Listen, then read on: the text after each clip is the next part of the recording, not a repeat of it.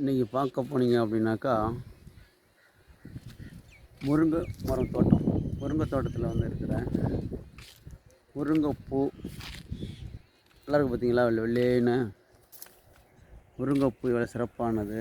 முருங்கை பிஞ்சை பாருங்கள், முருங்கை பிஞ்சு, முருங்கைக்காய், முருங்கைக்கீரை எல்லாமே வந்து சத்துள்ள பொருட்கள். கிட்டத்தட்ட ஒரு 6-7 ஏக்கரில் போட்டிருக்காங்க.